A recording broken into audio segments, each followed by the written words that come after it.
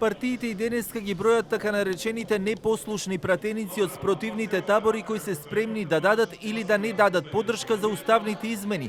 Откако и денеска опозицијската ВМРО ДПМН тврдеше дека нема ниту еден пратеник од нивните редови кој ќе ги поддржи.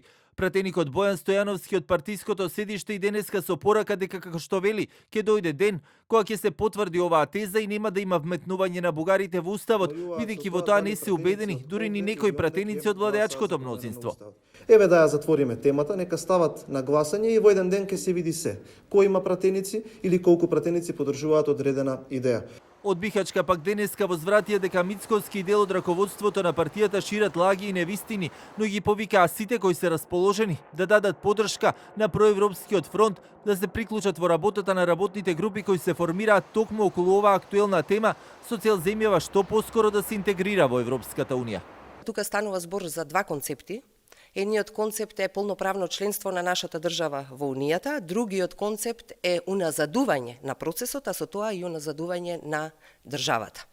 И дел од помалите политички партии кои немаат своји представници во законодавниот дом како достоинство, велат спремни се да дадат поддршка за да се пристапи кон уставните измени, но не веруваат во реториката на политичките партии дека има пратеници кои не се истомисленици со нивните партиски лидери. Сепак во разговор за телевизија 24 лидерот на достоинство Стојанче Ангелов смета дека внесувањето на бугарите во уставот ќе им биде од корист на евроинтегративните процеси на земјава. Ние сметаме дека бугарите треба да влезат во уставот затоа што цената која што ќе платиме како држава доколку не влезат ќе биде голема. Влезот на бугарите во уставот ќе ни отвори вратата кон Европската унија. Овој пратенички состав е лојален на лидерот на ВМРО ДПМН Мицковски, затоа што тоа се лица во чишто избор сигурно учествувал и тој. Така што не верувам во можноста да се одметне ниту еден пратеник од ВМРО ДПМН и да даде поддршка на уставните измени.